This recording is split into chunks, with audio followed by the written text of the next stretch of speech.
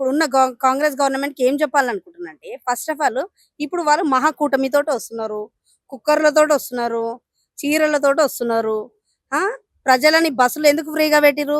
ఇక్కడ పబ్లిక్‌ని అక్కడ తీసుకుపోయి దొంగోట్లు ఎక్కిపియనికి ప్రజలను పెట్టిండే ఫ్రీ బసెస్ దానికి. నిన్న చూడండి, మొన్న చూడండి మా హైదరాబాద్ నుంచి ఇక్కడ నుంచి పబ్లిక్‌ని తీసుకుపోయి మొన్న దొంగోట్లు గుద్దిపిచ్చిర్రు. ఏమో 13 సంవత్సరాలు కూడా లేవు.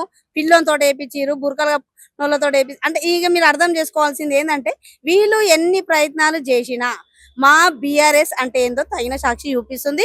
ఎక్కడెక్కడైతే మా మున్సిపల్ గాని, మా వోళ్ళు గాని ఎక్కడెక్కడైతే గట్టిగున్నారో అక్కడ కంపల్సరీ వచ్చిర్రు. ఎక్కడైతే పాపం వాళ్ళు ఎవరైతే బాధలు పెట్టిండ్రో వాళ్ళ దగ్గర కొంచెం ఇబ్బంది కలిగింది కాబట్టికి మేము ఇప్పటికి కూడా చెప్తున్నాము. ఇది కేవలం సెమీ ఫైనలే. ఫైనల్ మా జీహెచ్ఎంసీలో మేమేదో మా తడక చూపిస్తాం. అంటే మీరిప్పుడు అంటున్నారు ఏంది అనంటే, ఫ్రీ బస్సులు పెట్టింది ఇక్కడ నుంచి ఇక్కడికి, అక్కడి నుంచి ఇక్కడికి దొంగ ఓట్లు వేసుకోవడానికి అని అంటున్నారా? అంటే అవి దొంగోట్లు వేసుకోనికే పెట్టిర్రు బసెస్. మొన్న ఎట్లయితే అయిందో జూబ్లీ హిల్స్‌లో ఇప్పుడు అట్లనే అయింది కదా! ఇప్పుడు మన మున్సిపల్ గాని ఇవన్నీ చూస్తూనే ఉన్నారు కదా! ఇప్పుడు వార్డ్స్ చూడండి. మొన్న దాన్నేమంటారు? ఆహ్ సర్పంచ్ ఎలక్షన్స్ లో చూసిర్రు. ఇక్కడికి నుంచి అక్కడ తీసుకోడు. కేవలం ఫ్రీ బస్సెస్ ఎందుకు పెట్టిర్రు? ఆ దొంగ ఓట్లు ఏపీఎన్కి తీసుకుపోనికే పెట్టిర్రు కానీ కేవలం ఇంకా ఫ్రీ బస్సెస్ అనేటివి ఇంకా దేనికి ఉపయోగం లేదు. ఇప్పుడు ఈ రోజు గాంధీ భవన్లో ఉత్సాహాలు చేసుకోముందు ఒక సిగ్గుచేటు అనిపించాల. ఎందుకంటే నిన్న యూట్యూబ్లలో చూడండి, మీరు అన్ని ఛానల్స్లలో చూడండి, కుక్కర్లు తీసుకొని వస్తున్నారు. మాకు ఎందుకు ఓటేయమని డబ్బులు ఇచ్చిర్రు, కుక్కర్లు ఇచ్చిర్రు, మళ్ళీ ఎందుకు అడుగుతున్నారు అని అంటున్నారు. అంటే ఇప్పుడు మా గవర్నమెంట్ ఉన్నప్పుడు ఏదైనా ఒకటి మేము ఇచ్చినట్టు ఏదైనా బయట ఉందా? అంటే మాది ఎంత మేము ఎట్లా ఉన్నామో మాకు పబ్లిక్ అందరికీ తెలుసు కాబట్టి మాకు కంపల్సరీ అట్లనే మా జీహెచ్ఎంసీ ఎలక్షన్స్ లో కూడా ఎమ్మెల్యేలు మా బీఆర్ఎస్ లో ఉన్నారు కాబట్టి కంపల్సరీ భార్యతను కొట్టుకుంటాం. అయితే 6 హామీ పథకాలలో ఇది ఒక ఫ్రీ బస్సు. దానికోసమనే వాళ్ళకి బెనిఫిట్స్ కోసమనే సీఎం రేవంత్ రెడ్డి గారు పెట్టినారు. కానీ మీరు ఇలా అనడం కూడా ఏమన్నా కరెక్ట్ అంటారా? కరెక్టే కదా! అరే కరెక్ట్ అన్నప్పుడు కరెక్ట్ అంటాము. మొన్న జెన్యూన్ గా ఒక పోలీస్ ఆఫీసర్ ని ఒక మినిస్టర్ అంటుంటే గాండు అంటుంటే ఏం చేయలేదు. మేము కేవలం మా భవన్కి వచ్చి అరెస్ట్ చేస్తా అంటే మేము అడ్డుకుంటే మా మీద కేసులు పెట్టిరు. మేము అడ్డుకుంటుంటే మీకు మా భవన్కి వచ్చే రైట్స్ ఎవరిచ్చిరు అని అన్నందుకు మా మీద కేసు పెట్టిరు. అంటే ఈ రూల్స్ ఏంటి, ఆ రూల్స్ ఏంది, ఈ గవర్నమెంట్ ఏంది, ఆ గవర్నమెంట్ ఏందో తెలుస్తలేదా? కాబట్టి ఈ పిచ్చి మహాలోకం వదులుకోవాల కాంగ్రెస్ ప్రభుత్వం. ఎంత మహాకూటమితోటి వచ్చినా గానీ మా బీఆర్ఎస్ లో ఏందో తగిన సాక్షి చూపిస్తాం. అయితే ఈ ఎన్నికలలో మాత్రం కాంగ్రెస్ నిజాయితీగా హై మెజారిటీతో గెలిచిందని అనుకుంటున్నారా? అంటే మెజార్టీ రాకున్నా మమ్మల్ని ఎక్కడనో మూలకున్నారు, మేములని బొంద పెడతాం, ఇది పెడతాం, అది పెడతాం అన్న మూర్ఖులకు నేను చెప్పేది ఏంటంటే ఇవాళ కొంచెం జస్ట్ అది ట్రయలే. మళ్ళీ మొత్తం వచ్చేసి ఫైనల్ మేము ఏందో జిహెచ్ఎంసీలో చూపిస్తాము. జిహెచ్ఎంసీలో మాకు ఈడికెంచి ఆడికెంచి ఓట్లు వేసే దగ్గర మీరు ఇట్లనే తీసుకొని వచ్చిరనుకో అది వేరే ఉంటది. ఇంకా 2 ఏళ్ళకి అదే తగిన పాఠం ఏందో కూడా ఇంకా చూపిస్తాం. మా కేసీఆర్ గారు బయటికి వెళ్తలేరు అన్నారు. అప్పుడు కూడా మా కేసీఆర్ గారు బయటికి రాకున్నా కానీ వన్ వే మా కేసీఆర్ సీఎం అవుతాడు. అయితే కాంగ్రెస్ నుంచి కూడా ఏమైతుంది అని అంటే, బీఆర్ఎస్ వాళ్ళు కూడా విస్తృత స్థాయిలో కూడా చేస్తున్నారని కాంగ్రెస్ నుంచి కూడా చెప్తున్నారు. మరి అంటే మాయొస్తున్నాయా బయటికి? మేమేమన్నా కుక్కర్లు వంచినామా?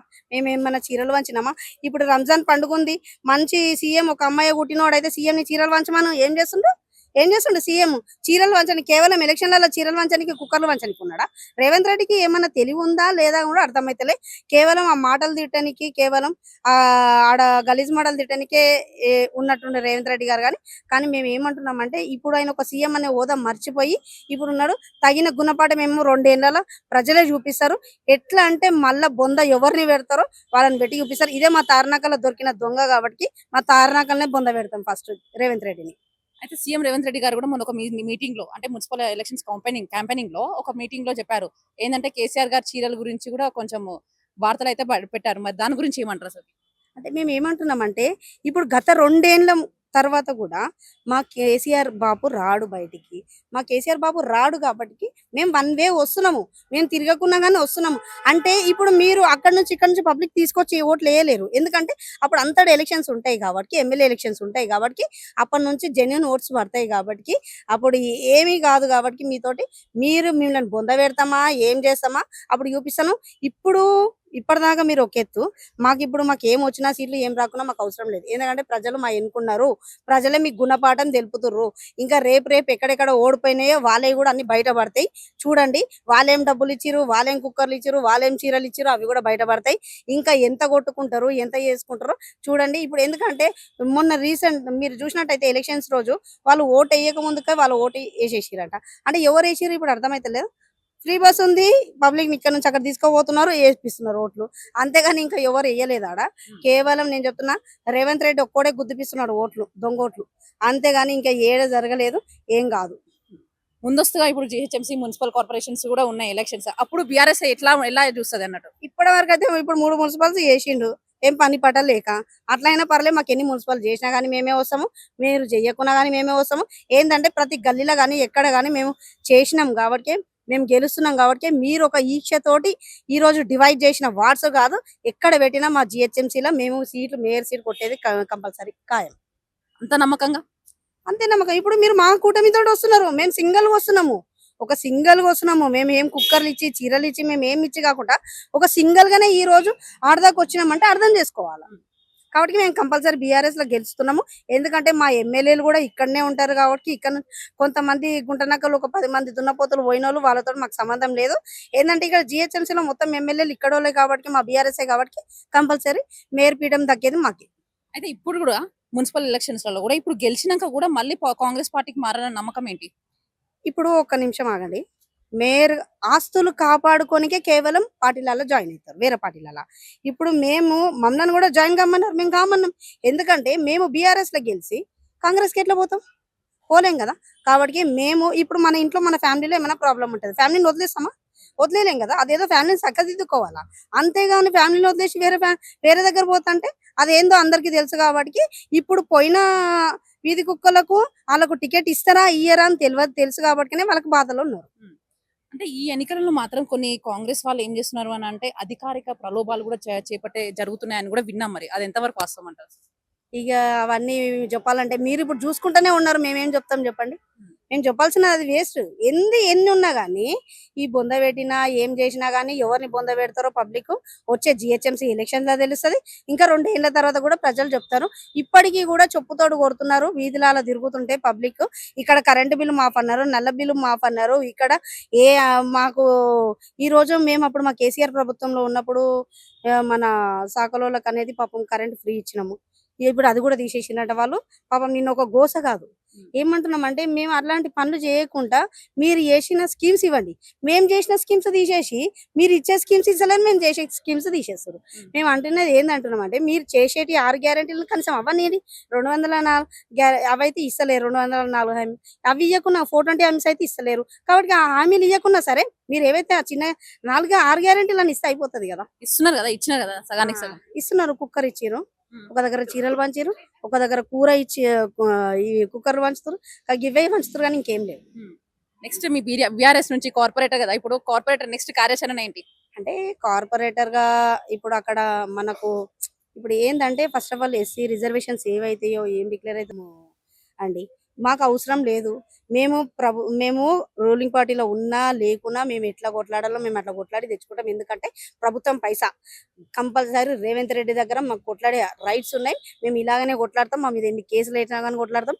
మాకు మీరు ఇప్పుడు ఆడ ఎస్సీ మహిళ ఉండే జనరల్ చేస్తా అంటారు, బీసీ చేస్తా అంటారు. మాది ఉన్నది ఎస్సీ కాబట్టి మీరు బీసీ చేసినా ఎస్సీ చేసినా మాకు రాకున్నా సరే ఏంటంటే ఇప్పుడు వాళ్ళు చేసేది ఏంటంటే అక్కడ ఎవరైతే గట్టిగా పోటీగా ఉన్నారో గెలుస్తారో వాళ్ళకి అక్కడ టికెట్ రాకుండా ఎస్సీ బీసీ ఇట్లా చేంజ్ చేస్తున్నారు. అట్లా ఏం రిజర్వేషన్స్ చేంజ్ చేసినా రేవంత్ రెడ్డి తోటి మాకేం ప్రాబ్లం ఏం లేదు. రేవంత్ రెడ్డి గారికి మేము ఒకటే చెప్పేది, మీరు ఎంత ఏం చేసినా కానీ ఇది జస్ట్ చెప్పినా కదా ఫైనల్ అనేది మీ జిహెచ్ఎంసీలో ఉంది. ఇంకా 2 ఏళ్ల తర్వాత అయితే నీ పుట్టగతులు కూడా లేకుండా పోతాయి. అక్క ఇప్పుడైతే కాంగ్రెస్ పార్టీ అధిక మెజారిటీతో గెలిచింది. మరి ఆ విజయాన్ని మీరు ఎలా చూస్తున్నారు అసలు? ఏం లేదు, కేవలం బెనిఫిట్ అయ్యేది ఇక్కడ ఒక్కటే రేవంత్ రెడ్డి వాళ్ళ వల్ల. ఎవరంటే కుక్కర్లు ఎవరైతే తయారు చేస్తారో ఆ కుక్కర్ల తయారు చేసేవాడు ఒక్కడే బెనిఫిట్ అవుతాడు. ఎందుకంటే ఇప్పుడు కుక్కర్లు మొత్తం ఎట్లున్నాయంటే రేట్లు అట్లున్నాయి. అందుకోసమే నిన్న మేము కుక్కర్ కొనడానికి పోయినాము. రేట్ ఏంది ఇంత ఉన్నది అనుకుంటే అప్పుడు గుర్తుకొచ్చింది, అరే నిన్న కుక్కర్లు పంచుతున్నారు కదా, ఈ కుక్కర్లు పంచుడు ఇవి పంచుడు అంటే కేవలం మా కేసీఆర్ గారు పెట్టిన గిఫ్ట్స్ ఏంటంటే ఫెస్టివల్స్ కి ఫెస్టివల్ అంటే క్రిస్టమస్ కి ఒకటి పెట్టారు, రంజాన్ కి ఒకటి పెట్టారు, అట్లా ఇస్తారు. కానీ ఎప్పుడు పడితే అప్పుడు అట్లా చిల్లర ఈ కుక్కర్లు ఇచ్చుకుంటా ఈ 2500 5000 ఇచ్చుకుంటా ఇట్లా ఓట్లు వేయించుకోలేరు.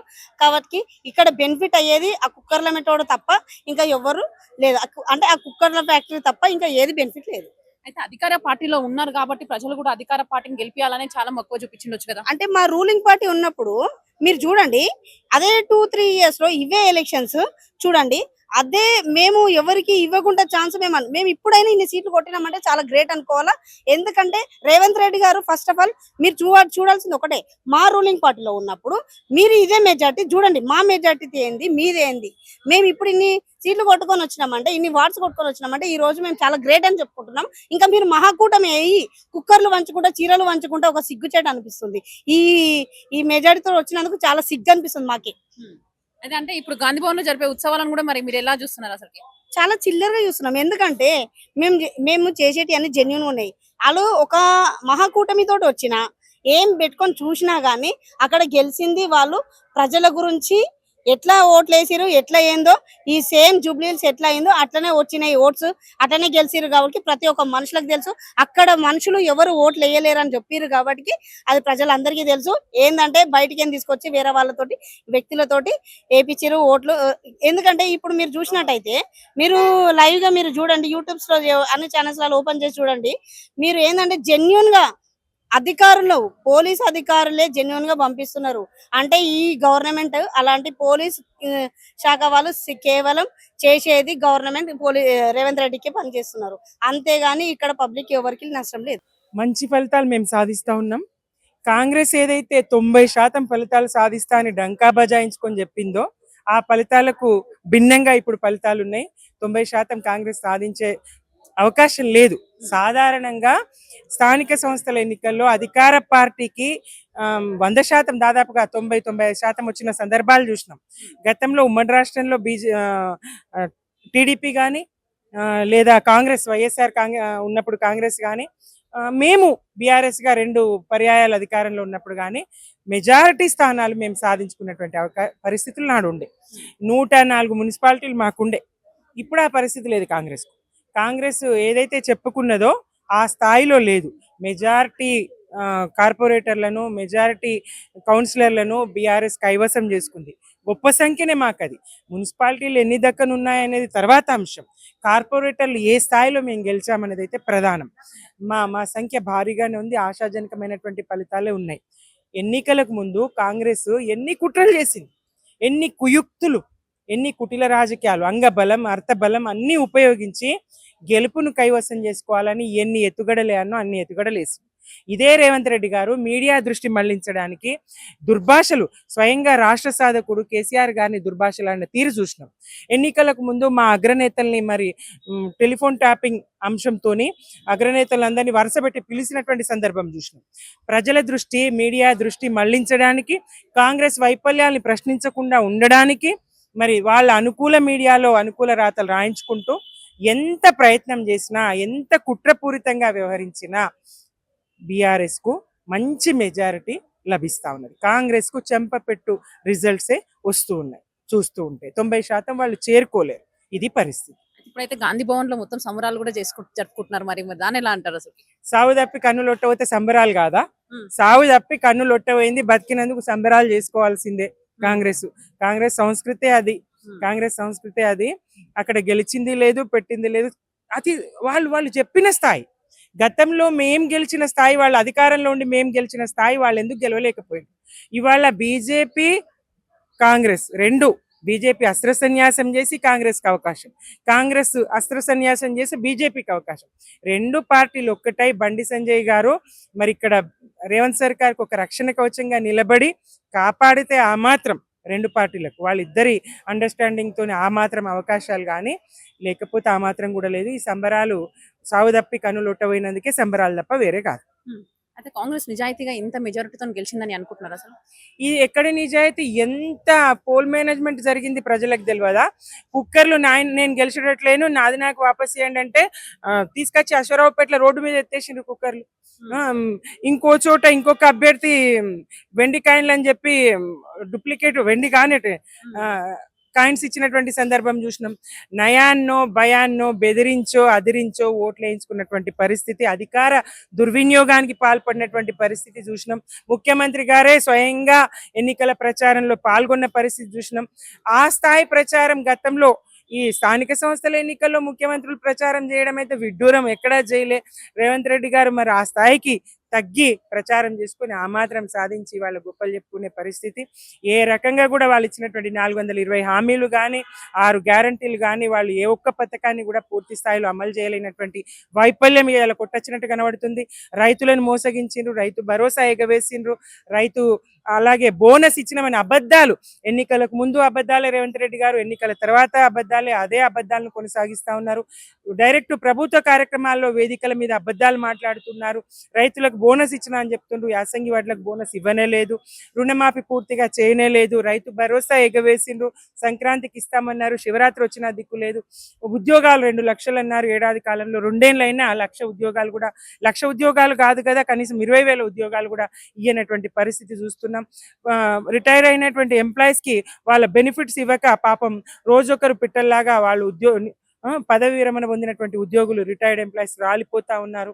ఇట్లాంటి పరిస్థితులు రాష్ట్రంలో ఉన్నాయి. ఈ గెలుపు కాదు, వాళ్ళు అధికార దుర్వినియోగం చేసిండ్రు, వాళ్ళు అంగబలం అర్థబలం. నిన్న చూసినాం సంగారెడ్డిలో ఎంత దారుణమైనటువంటి పరిస్థితులు. జగ్గారెడ్డి గారు సిఐని పట్టుకొని వాళ్ళ తల్లిని సిఐని ఎట్లా దుర్భాషలాడిండ్రు, నోటితో మళ్ళీ ఆ మాట మాట్లాడలేం. ముఖ్యమంత్రి గారు ఎన్నికల ప్రచారంలోకి వెళ్ళి నోటితో మాట్లాడలేని మాటలు మాట్లాడతారు. తలుపులు మూసే చీరలు కట్టుకుంటారు కదా అంటే ఎంత దుర్మార్గం. తలుపులు తెరిచేవారు చీరలు కట్టుకుంటారు, ఏం మాటలు మాట్లాడతారు? అవగాహన ఉండి మాట్లాడతారా, మీడియా దృష్టి మళ్లించాలని మాట్లాడతారా, ఎందుకు మాట్లాడతారు? ఇది ప్రజలకు అర్థం కాని పరిస్థితి. ఇట్లాంటి ముఖ్యమంత్రి రాష్ట్రంలో ఉంటారు. ఇది పరిస్థితి. వాళ్ళు ఎంత అధికార దుర్వినియోగానికి, 100 ఎన్నికల నిబంధనలకు తిలోదకాలు ఇచ్చి 100 మీటర్ల లోపల వాళ్ళు ఉండాలన్నటువంటి, ఎవరైతే అవతల ఉండాలన్నటువంటి నిబంధన తుంగలో దొక్కి స్వయంగా వీళ్ళే దూసుకొని పోతారు. సంగారెడ్డిలో అభ్యర్థి కొడుకు ఎన్నికల కేంద్రంలోకి వెళ్తా అంటాడు, వద్దని వారించిన సిఐని అమ్మనా బూతులు తిడతారు జగ్గారెడ్డి గారు. ఇది ఎక్కడి న్యాయం, ఇది ఎక్కడి పరిస్థితి? ఇట్లా గెలిచిన గెలుపా, ఈ బెదిరింపులతో గెలిచిన గెలుపా? బండి సంజయ్ గారు అక్కడ నిజామాబాద్ లో పోలీసులను దుర్భాషలాడతారు, ఎన్నికల సిబ్బందిని దుర్భాషలాడతారు. ఇట్లా ఏమైతుంది? శాంతి భద్రతలు ఏంటి, ఎన్నికలేంటి, ఏం జరుగుతుంది రాష్ట్రంలో? ప్రజలు గమనిస్తా ఉన్నారు. వచ్చే అసెంబ్లీ ఎన్నికల్లో తుడిచిపెట్టుకపోతుంది కాంగ్రెస్. ఏ హామీ పూర్తిగా నెరవేర్చినటువంటి కాంగ్రెస్ కు తప్పకుండా ఎన్నికలకు ఫలితాలు తేడా ఉంటాయి. పార్లమెంట్ ఎన్నికల్లో వచ్చిన ఫలితాలు అసెంబ్లీలో రావు, అసెంబ్లీలో వచ్చినటువంటి ఫలితాలు స్థానిక సంస్థల్లో రావు. ఇట్లా ఉంటాయి. ప్రజల ఆలోచన ఎవరు ఎక్కడికి అవసరం, స్థానిక అభ్యర్థులను చూసో మరో కారణంగానో ఈ మాత్రం గెలుపైన వాళ్ళకి దక్కింది. కాబట్టి ఈ గెలుపును శాశ్వతం అనుకోవడానికి వాళ్ళు లేదు, ఈ స్థాయి గెలుపు కూడా శాశ్వతం అనుకోవడానికి లేదు. ఎట్లా అంటే పార్లమెంట్లో బీజేపీకి 8 స్థానాలు వచ్చింది. మరి ఆ 8 ఎంపీ స్థానాల్లో పరిధిలో, ఆ 8 ఎమ్మెల్యేల స్థానాల పరిధిలో ఏది వాళ్ళ విజయం? ఇదే పార్లమెంటు గెలిచినటువంటి 8 మందిలో 4గురిని అసెంబ్లీలో ఓడించినాం కదా మేమే బీఆర్ఎస్ గా. బండి సంజయ్ గారినైనా, ధర్మపురి అరవింద్ గారినైనా, ఈటెల రాజేందర్ గారినైనా, రఘునందన్ రావు గారినైనా మేము ఓడించినాం కదా. కాబట్టి ఎన్నికకు ఫలితాలు తేడా ఉంటాయి. ఈ ఫలితాలు శాశ్వతం కాదు, ఈ మాత్రం మెజారిటీ శాశ్వతం కాదు. రేపు అసెంబ్లీ వరకు కాంగ్రెస్ తుడిచిపెట్టుకుపోతుంది, బీఆర్ఎస్ దే విజయం. ముందు ఎంపీటీసీ జెడ్పీటీసీ కానీ next corporations GHMC corporations elections కూడా ఉన్నాయి. అప్పుడు బీఆర్ఎస్ పరిస్థితి ఎలా ఉండబోతుంది, బీఆర్ఎస్ ఎలా ముందుకు వస్తుంది అన్నట్టు? ఇంకా ఇప్పటికే కాంగ్రెస్ మీద వ్యతిరేకత ఉన్నది, మరింత పెరుగుతుంది ఆ వ్యతిరేకత.